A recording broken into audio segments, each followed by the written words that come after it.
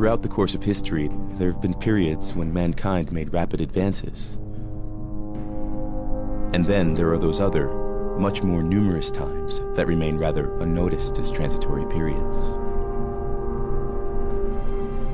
Now, at the dawn of the third millennium, how will this age be judged by posterity? And more importantly, what form will that posterity take? And what kind of judgment will it be capable of? For soon, much sooner than we anticipate, mankind as we currently know it might radically change. Burn, baby, burn! Something new is emerging.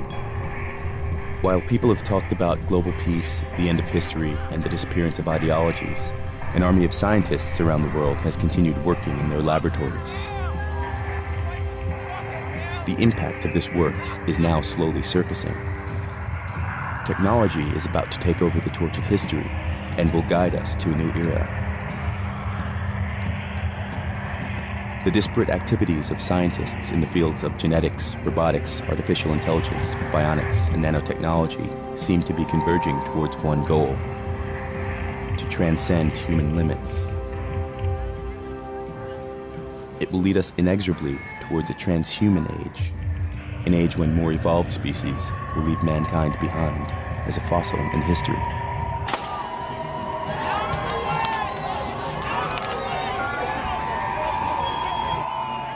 We are shifting to a transhuman base. We've come out of a humanist time, and now we're redefining what it is to be human. Whether we like it or not, we're becoming cyborgs. We're becoming transhumans. We have the opportunity now to try to do things better than nature has done. Why not have a stronger arm than we have? Why not be able to run faster? Why not be able to have tougher skins? If you're going to replace your eye for vision, why limit it to visual? Why not give it the kind of vision a bat has? Give it ultrasound. Could you imagine a Versace body design? Can you imagine a Terry Mugler body design? These individuals, the late Versace was an incredible designer. What if he was a transhuman? What if he was an artist who really wanted to combine art and science? I bet his designs for a future body would be astounding. We really, really do want to violate human limits now, and we're getting closer and closer to the ability to do it. It's what we want. And here we are in the brain research laboratory. Yeah, here's the brain when it was stored. Dr. Robert White is a neurosurgeon at the Cleveland Medical Hospital in Ohio. Now here are some pictures. In 1963, he performed the first experiment to keep a brain alive outside the body. This is a human skull here. That's not real. This is a gorilla. See here, when you take the brain out and isolate it, you can take all that if you want, and you keep it alive and live forever. See, this is a human brain actually, and it is fixed, so no one needs to worry about it being alive.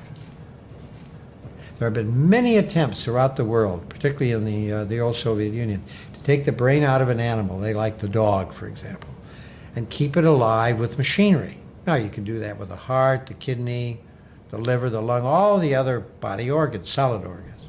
But nobody had ever been able to do it with the brain. And part of the reason is we must remember the brain is very delicate when it comes to its blood supply. And so when we finally did it and found that this brain of a highly developed animal had brain waves, had biochemistry, was functioning just as it would. Now we couldn't talk to it, we could send it electrical signals, we could show that it could actually hear and so forth, but we didn't know whether it was processing the information. But the point of it all is that that moment in time also said to us, if you can do it for the animal brain, you could do it for the human brain. This incredibly brilliant scientist, Stephen Hawking, who's an astrophysicist actually, he is now in a wheelchair and literally speaks via a computer. And some people, perhaps unkindly, have described this wonderful man as sort of a head on a computer, basically. But he would be somebody who potentially could survive his diseased body through a total body transplant. To prove that the brain was in fact functioning normally while in this state, Dr. White needed to undertake a second experiment, during which he succeeded in transplanting the head of a monkey onto the body of another. The creature survived for 7 days before the body rejected the head. In the monkey experiments, these animals are as much a monkey as they were when they were in their own original body. So I would presume, and I'd go beyond that, I would be assured that the monkey personality is retained. So consciousness can be transplanted. Obviously, personality, if you want to speak of the monkey having personality, can be transferred. And so you might ask, where did this bring us as far as the human spirit or soul goes? And I guess you could argue it can be transplanted.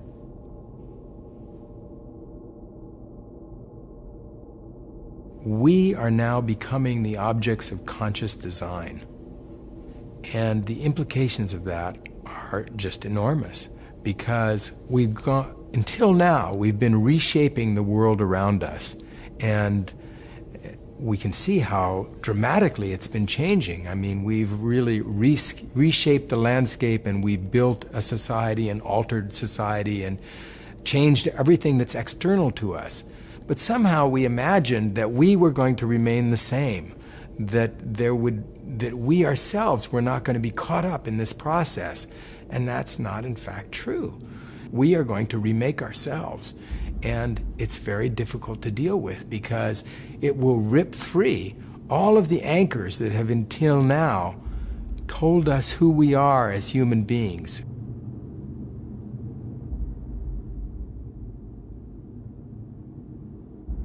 We're at the end of a definition of what a normal human being is.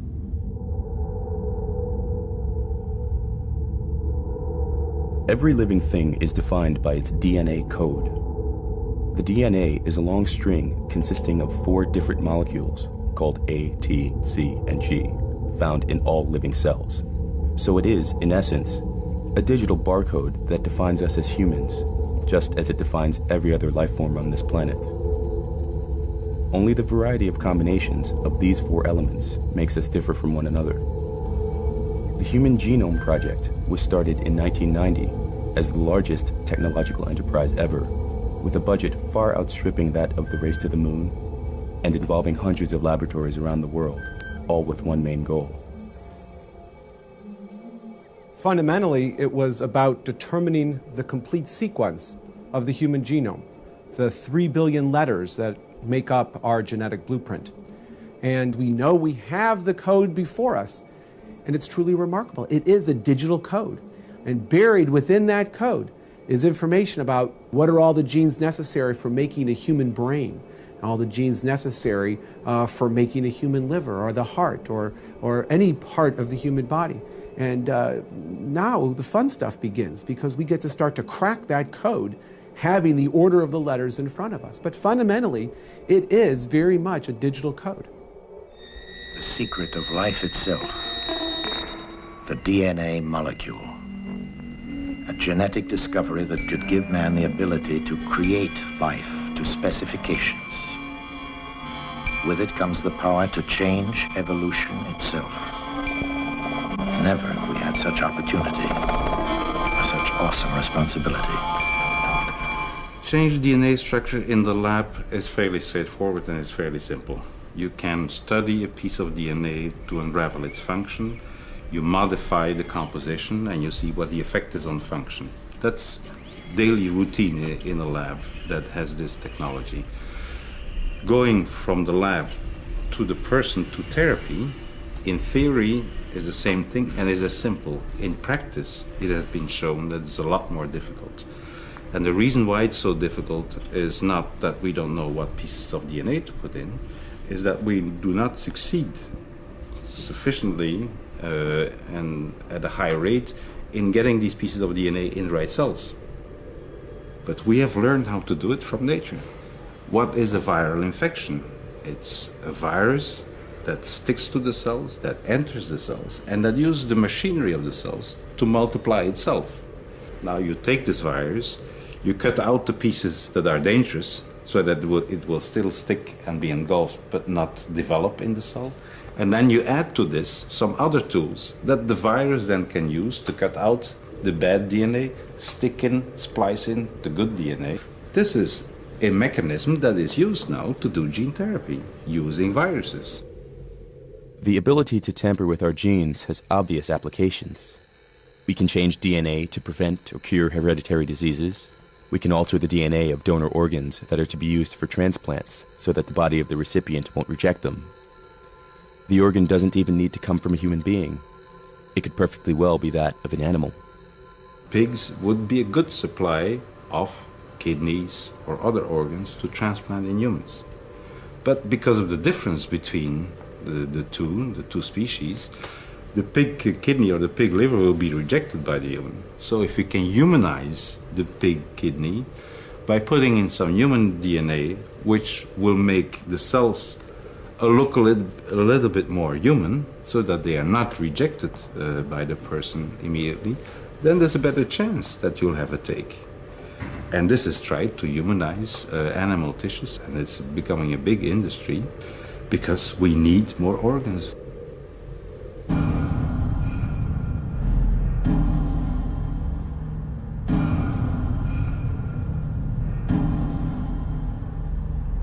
I think increasingly we're going to start realizing that this body is not sacred. The way we are is not some kind of God-given plan.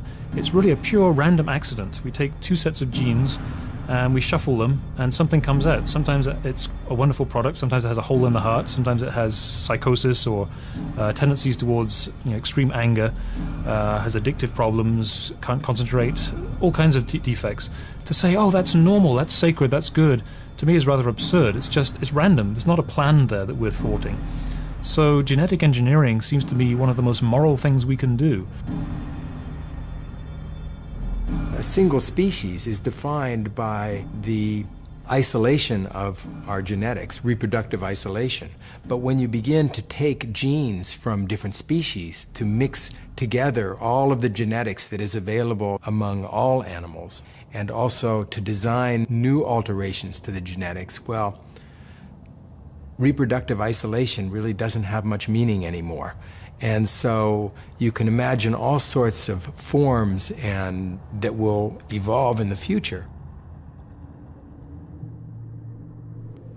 In the future, we will be able to sculpt our bodies like living sculpture. Our bodies could be beautiful electronic designs that shimmer prismatically in the light, in the morning light.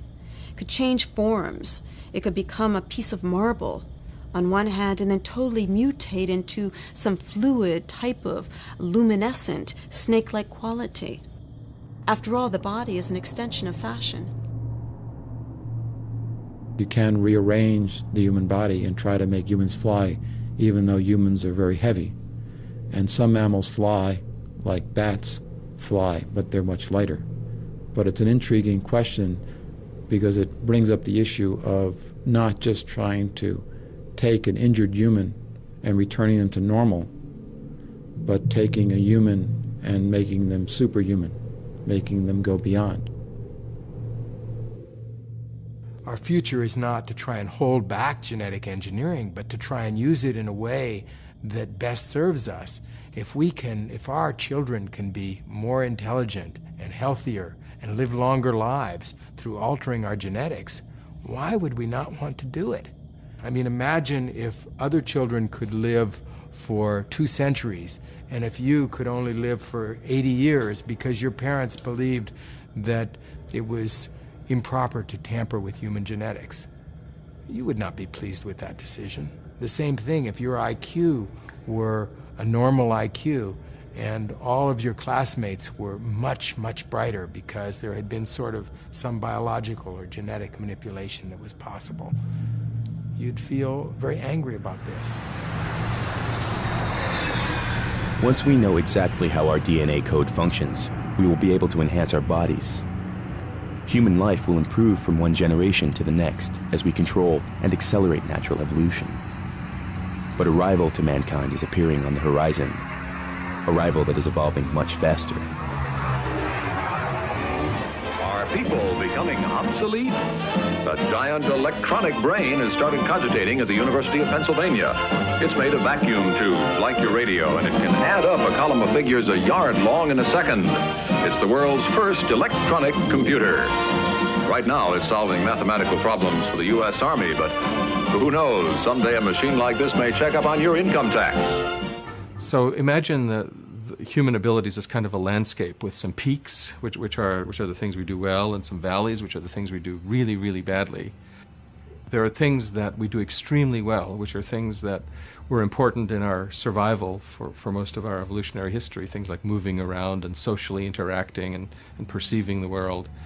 And there are things that we have only recently learned how to do, things like general reasoning. An extreme example is arithmetic, where we are very, very, very inefficient.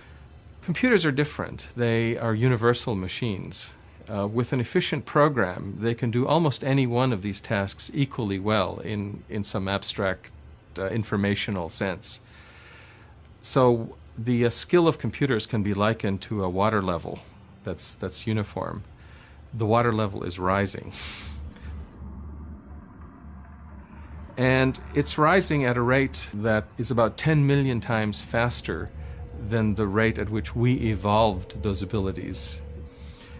That and a number of other calculations lead me to believe that the highest peaks will be covered by this rising flood in less than 50 years. But once the level of computer competence has risen beyond the best human engineers, then there won't be any human engineers. There will be robotic or computer engineers. We might one day duplicate man, his form, his body, his actions and reactions, carefully engineered for lifelike appearance. Non-biological intelligence is growing exponentially. Biological intelligence isn't really growing at all. Or if it's growing at such a slow rate that it's not noticeable. Which is why non-biological intelligence ultimately will become dominant. Yeah, right. So it's 101, 100, 010, or 001. Yeah, that's all. Will computers ever become conscious beings?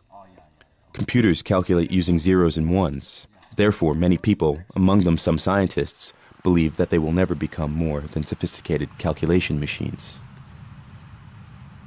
The great scientist, Professor Frankenstein, when his monster moved for the first time, without knowing it, he spoke of the absolute distinction between the artificial brain and the human brain when he said, "It's alive." It's alive! It's alive! It's alive! It's alive! So in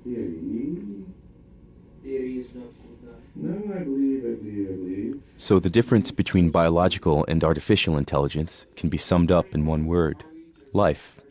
At least that's what Dr. White believes. It is indeed hard to imagine that one day digital machines created by us will have a consciousness. Ultimately, it literally gets confused until ultimately it falls over onto its butt. There we go. But then, why do we think of ourselves as such unique and sacred mechanisms? After all, we are also defined by a digital code, our DNA code. The approach used today in building artificial intelligence is not to try to program conscious beings, but instead to let those robots learn by themselves, to acquire knowledge step by step, just as we do. There's no actual programming done in these things. What we do is we create a neural topology, like the way that our nervous network is designed, the brain on top and all these little tendrils that go to all our muscles. And then what happens is that because there's no other solution for it, when this thing powers on, it learns to walk. You can actually watch it. When it comes up, it goes completely crazy. Okay? And all its legs, it basically comes up in a state of epileptic fit. And then it winds up being able to figure its way out. And as you watch, there, it just learned to walk. So it programmed itself in a very short period of time. Most people have always assumed that you're supposed to build a brain and then sort of like a body will fall out of it, right? The thing is, of course, is that well over half the species on the planet have no brain to speak of at all, but they manage to survive and move around very well and very effectively. So what we've done is we've tried to evolve things from the bottom up. And in the process, we have not yet evolved brains, but we have managed to evolve very effective nervous systems.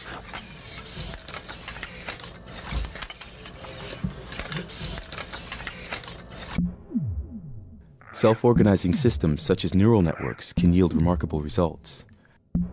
Carl Sims made a software program of small cubic creatures that were able to evolve. Those that moved the fastest got the right to procreate. But there was always random change built into their program, into their genes, so to speak, in order to make them evolve. And Sims watched the strange creatures that appeared on his computer screen. He also let them compete for a green cube. Then, something extraordinary happened that wasn't programmed. One of the creatures jumped over the green cube and attacked its competitor before going for the cube. Evolution had produced a creature that was the most able to compete, and therefore to survive. It was just a software program, but one that organized itself. One day, very powerful computers may surprise us. First we say that if a computer could play chess, then it would think like us. And then we get a computer to play chess and we say, that's really not thinking. And the answer is that we don't really know what thinking is. I would argue that machines do a pretty good job right now at thinking. And they don't do as good a job at creating, although we don't really know what creating is. And they don't do a very good job at having a soul, but we don't really know what a soul is. But when we can define it, they do a pretty good job at doing it. I'm not love you. Aw, he say he loves me. I love you too. If we give machines a body, if we build embodied entities, if we let them right from the start being part of a community, if we make them learn interacting with us, learning to distinguish between themselves and the environment, learning to, then automatically things like love and stuff like that will emerge. A baby, a newborn baby, doesn't have those values at all. It learns it by interacting with its parents, its family, and its community. Is it love that these robots will learn once they become intelligent, or will they turn against their creators?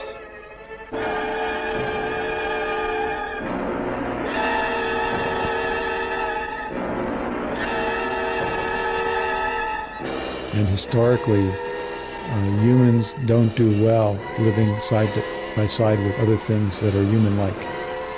One or the other survives and the other goes away. We don't do well in cooperation. 500 years ago, when humans entered the New World, it was not a good outcome for the natives. And I don't expect as we enter this newer world, this brave new world, that it will be pleasant for the losers. And the winners may be some transhuman thing, but the losers, or the typical inhabitants of the last 500 years, won't be treated well, because that's not been the history of man, going all the way back to what happened to the Neanderthals when the Homo sapiens arrived. They didn't live in cooperation, even though they're very similar.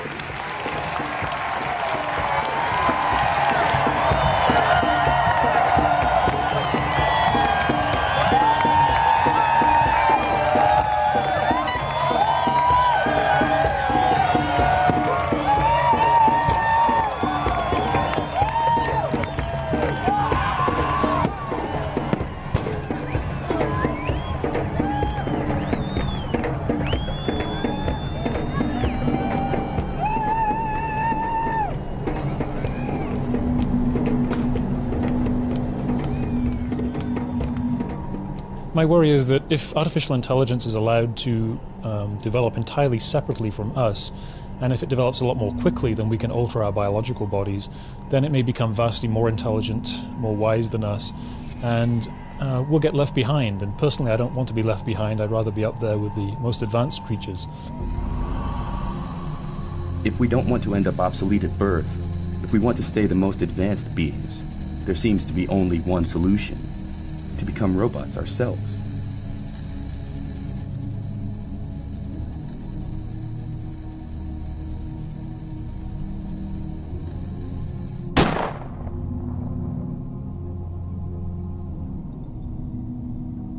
Whether we like it or not, we're becoming cyborgs. We're becoming transhumans. Transhuman is an evolution from human to post-human, where we're no longer exclusively biological. So the cyborg is having all sorts of add-ons. Are we walking around naked? No, we have clothes. We have eyeglasses. We have earplugs. Now these are very, very basic, early add-ons to our biology. We're also having much more innumerable add-ons, prosthetic parts, inorganic hearts. We will see much more advanced prosthetics in the years to come. Eventually we'll have entirely prosthetic bodies. Human as a design is a wonderful design, but humans as a design have some faults. One fault is we were not designed for the modern age. The industrial age has equipment moving faster than we are, and equipment that's very large that crushes us. So we were designed with an endoskeleton, meaning our bones are on the inside, with our soft tissue on the outside. The world would be better for us now if we had our bones on the outside like an exoskeleton. So we were like a beetle. Post-human, I think, will be post-biological. By that I mean that it'll be a gradual process. There won't be any sudden transition to a different form. I think we'll gradually integrate more and more technology into our bodies. We'll be replacing our organs with more efficient organs. We'll gradually replace this neural tissue because it dies off after a while. It's easily subjected to chemical damage. So eventually I think we'll replace our brain cells with essentially computerized parts. It'll be much more efficient, much more powerful. To become cyborgs able to compete with the rapid evolution of computers, we first have to understand how our own brains function. The research in this area has boomed in recent years. One of the factors behind this is the development in scanning techniques. They are now at the level that enables us to observe individual nerve cells at work in living animals. So is this dying out here?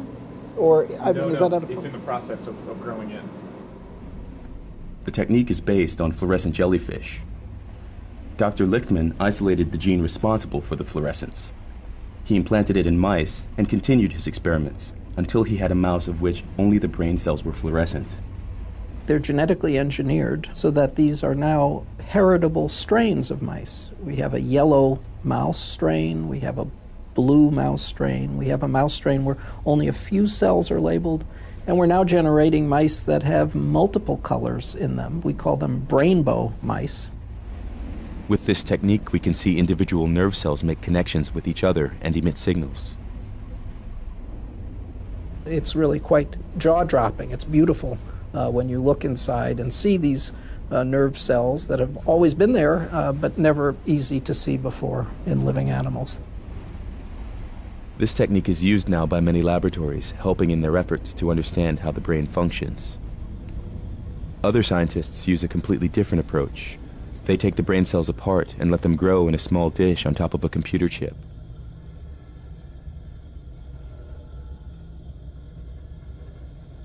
The problem with this technique is that it is extremely difficult to place each cell exactly on the right connection point. A team of researchers at IMEC has recently found the trick. They printed a pattern on the chip with a product that the brain cells love to eat. While consuming the product, the cells get stuck to the right spot and their tentacles are guided by the pattern. This way, the whole network of brain cells can be entirely controlled.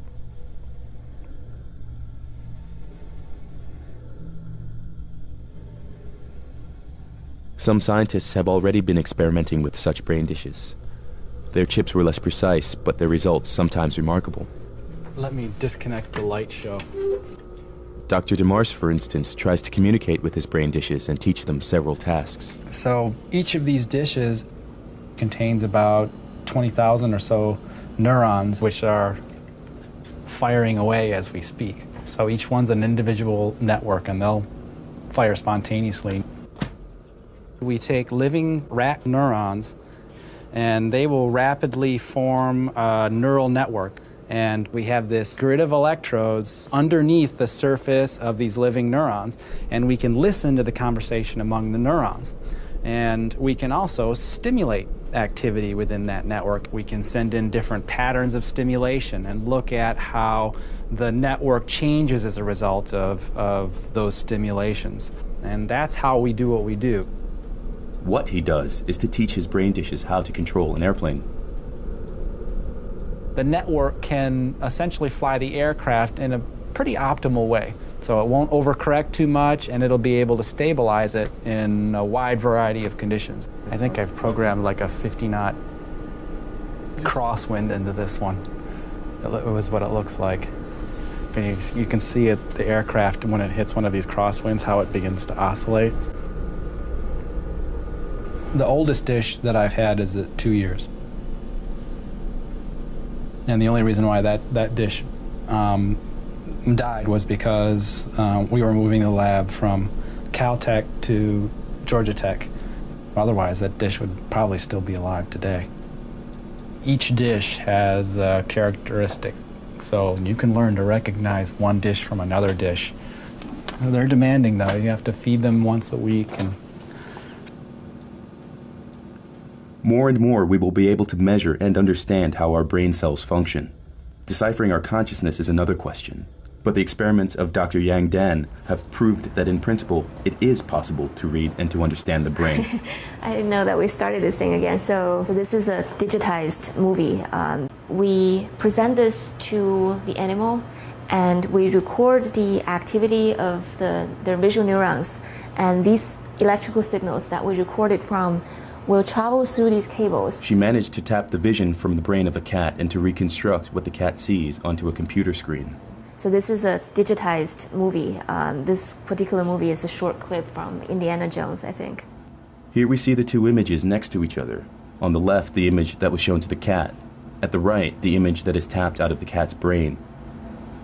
The picture has a lot of random flickering, the noise. That's probably the noise of the actual neurons, because they sometimes fire spontaneous spikes. We consider those noise, but maybe they reflect something else, maybe the thoughts or something. But we can't distinguish that. So when we use all of those, thinking that they represent visual information, this is the reconstruction that we come up with. It is the first time an image was tapped from a brain. It proves that we can read and understand the grammar of it. The face is recognizable, but I still can't avoid the impression that the face has something cat-like.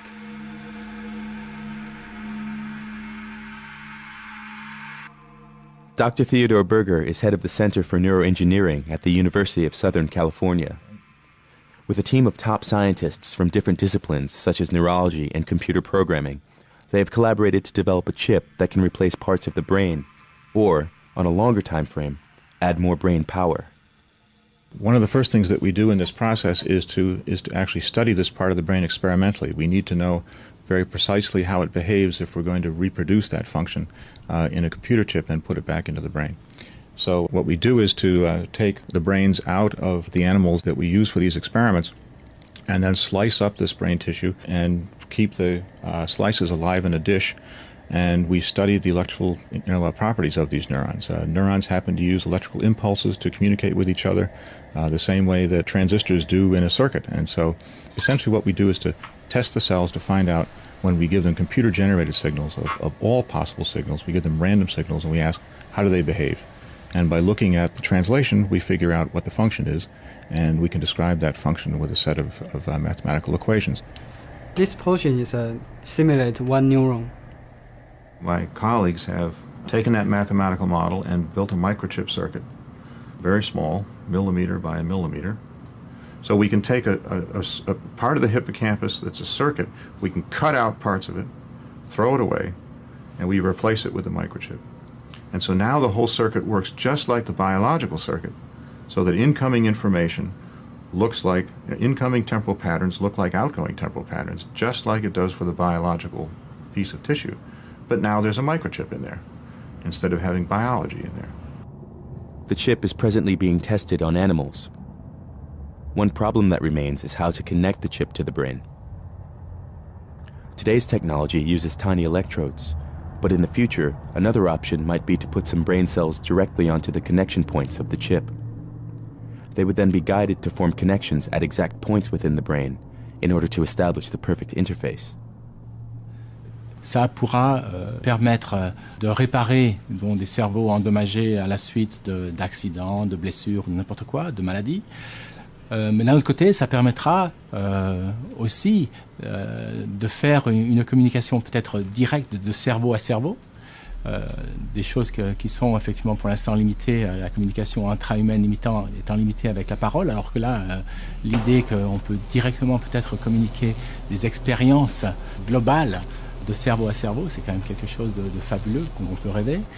Et puis bon, il y a des tas d'autres applications peut-être plus pratiques à court terme.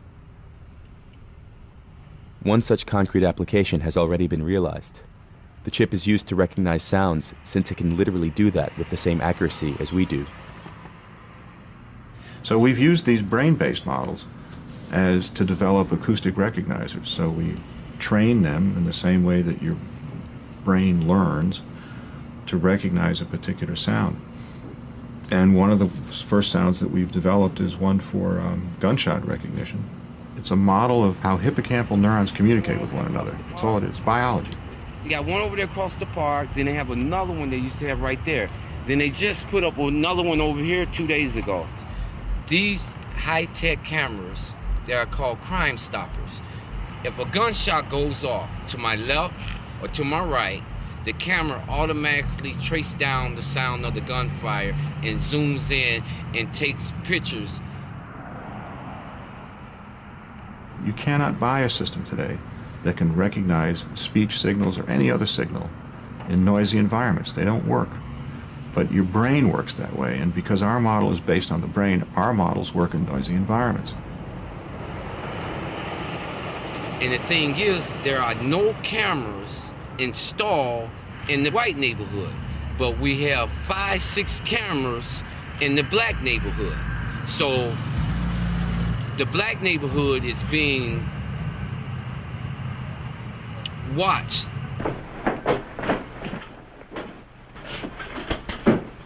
If an airline pilot is about to press the wrong button, it may be important enough to think about trying to identify what the patterns of thought are, what the memory patterns are, and if the person is recalling pressing the button so that we eject right, when they're not supposed to, or press the button so that a bomb goes off and they're not supposed to, then you might want to intervene and prevent that.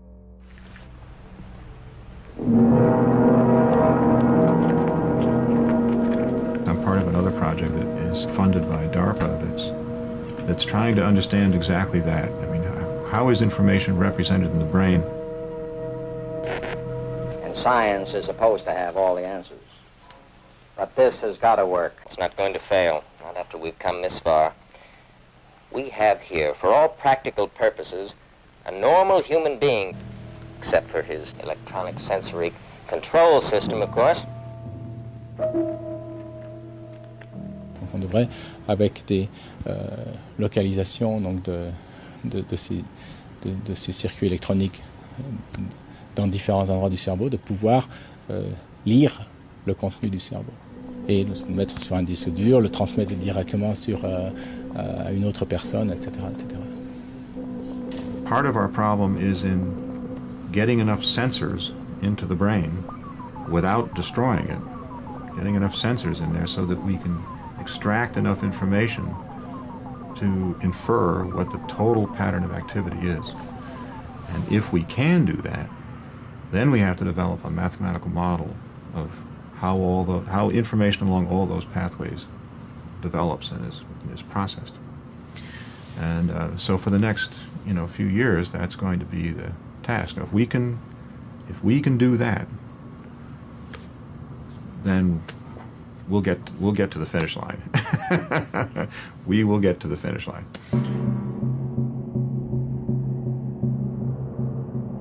It's a conservative statement to say that by 2025, we'll be able to look inside your brain, see everything that's going on, all the interneuronal connections, all the synaptic clefts, all the neurotransmitter strengths, and create a huge database and copy down every salient detail, and then reinstantiate that information in a neural computer of sufficient capacity and create basically a copy of the thinking process that takes place in your brain. Now that's one scenario, but it's really an existence proof to show that we can tap the secrets of intelligence that exist in, let's say, the human brain. Once we've scanned that information, we can also understand it, see how it's organized, improve on it. We can extend it. We can make the memory 1,000 times bigger. We can make it faster. We can expand the perceptual capabilities. To transfer your mind to a computer, this seems to be the ultimate dream of many scientists. To liberate us from our old body that is becoming obsolete in this technological world. We would then go on living as free spirits in cyberspace.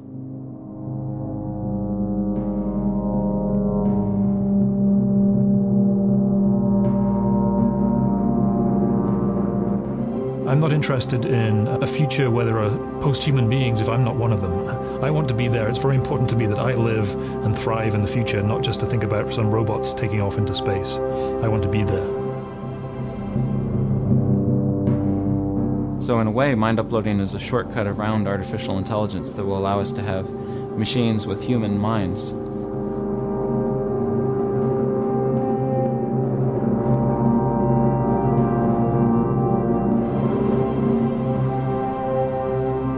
I'm hoping that we could fit on a CD-ROM. That's 600 megabytes. And I'll bet that that's all you need to copy a person.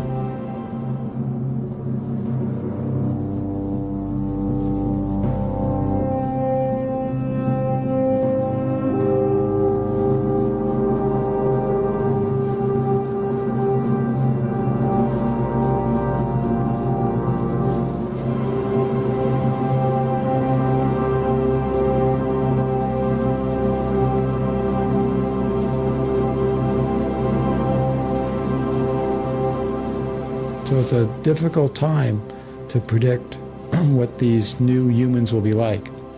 I think it's important to include the third component, which is the virtual, along with the artificial and along with the flesh. But how that mixture goes together in a cooperative versus a competitive way is hard to predict. It's very interesting. It's a great time to live in. But I'm anxious to wait 50 years to see what the answer is.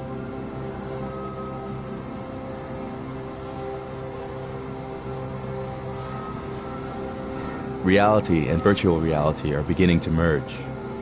To understand how this will occur, we have to look at one more technology slated to overshadow all other branches of technology. It's nanotechnology, the means of getting control over matter, atom by atom.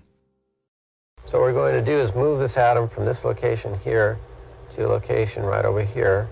We'll move it just along this path here. Now you got to get excited about that. You just got to get excited about that. Scientists are now able to grab one single atom and move it to another place. It's a small step for an atom, but a giant leap for mankind. If we start making things by building them atom by atom, we can make almost anything we want. Manufactured products are made from atoms, and the properties of those products depend on how the atoms are arranged. Now, today's manufacturing technologies arrange atoms very crudely and statistically, but in the future, with nanotechnology, we'll be able to arrange the fundamental building blocks of matter in precisely the patterns we want, very flexibly and very inexpensively. Nanotechnology will open vast opportunities for all other technologies, in particular for computing. When computer connections can be made by single atoms, computer power will increase enormously. Computers incredibly powerful that just would let us put into a single sugar cube a computer that was more powerful than all the computers in the world combined today. But there are many other fields in which nanotechnology will be applied. While at the end of the last millennium, most scientists believed that nanotechnology would remain science fiction, we now see its first applications already appearing on the market. So we now make materials which purify water, which generate electricity, which generate chemical energy. And our long-term research project is to build a system that processes information, kind of like an artificial neuron. You're going to start seeing systems and processes like that proliferate within the next 45 years, in which you're going to be amazed constantly. This rotating dot here is the first real nano engine ever made, only a few atoms in size. I took the F1 ATPase and I stuck a little propeller on the top of it and made it spin around from one molecule. Well, now I can take many thousands of these in complex systems like we have in our bodies and make them do more sophisticated things. The ultimate goal is to create robots as small as viruses, called nanobots. These nanobots will be more intelligent than today's computers. One possible set of applications is medical. Nanobots could be injected into the bloodstream as a kind of cleansing team to kill cancer cells, for example, or to carry out other kinds of maintenance work in the body, or even to modify the DNA code. It might seem that this is a very expensive technology, but in fact, the opposite is true. We will be able to program nanobots to reproduce themselves, just as all natural creatures do. They will then be able to grab material from their environment and use it for making copies of themselves. Well, the basic goal of nanotechnology is to build what's called an assembler. And this is simply a very small device that can make copies of itself. And it's a programmable device, so it can be programmed to build a wide range of useful things. Autoassemblers can be seen as a new form of life, comparable to viruses or yeast cells. They can reproduce themselves and at the same time transform matter, just as yeast cells change sugar into alcohol. The only difference is that these new creatures can be programmed to carry out whatever task we want them to. Change carbon into diamonds, perhaps, or create food. Molecular nanotechnology is to physical reality what computer programming is to virtual reality. I think that's a bit of an exaggeration, but gives the idea. Whereas computer programmers can program software to do what they want, molecular nanotechnology will allow us to change matter at the most fundamental level. It will allow us to build just about any kind of structure to our exact specifications by moving individual atoms. This sounds like a world of magic, where all that we imagine becomes reality. But the role of the good fairy is taken over by robots so minuscule that we cannot see them.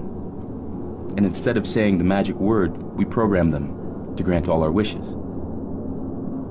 The other side of this fairy tale, however, is what is called the gray goo syndrome. Imagine that some nanobots are programmed for a terrorist action, or would simply tilt and start reproducing themselves endlessly. In a rapid chain reaction, the Earth would be reduced within 72 hours into a gray goo of swarming nanobots. Most scientists, however, stress that such a scenario is very unlikely. We will have nanotechnology to control nanotechnology, and it will also provide the ultimate escape route. We will be able to inject a certain number of nanobots into our bodies, where they will locate our brain cells and copy their functioning. With no effort, we will get a hardware copy of our consciousness that will then send a software copy to a computer, where more copies can be made, or where our consciousness will be allowed to merge with other souls and software programs. Then we will be ready to leave this planet and start the exploration of the universe.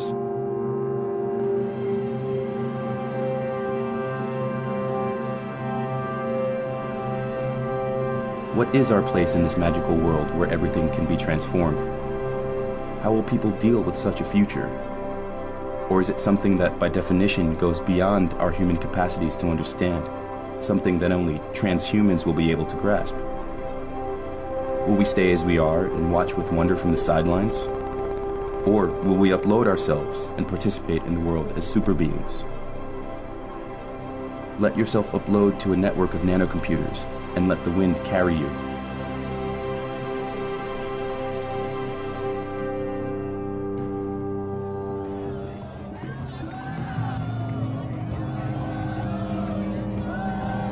It's important to recognize that the post-human epoch is coming. It really is. It's what we want, and it's kind of, you can see it written in the pages of magazines. the word of the prophet is on the subway walls here. We really, really do want to violate human limits now, and we're getting closer and closer to the ability to do it. But it's also important to realize that this is not the end of history.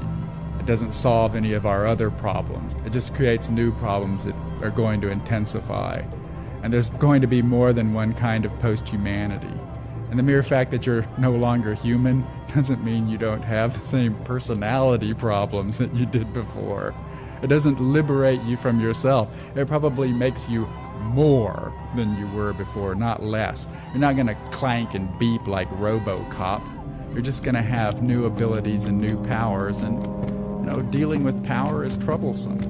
If you have more power, you have more responsibility, not less.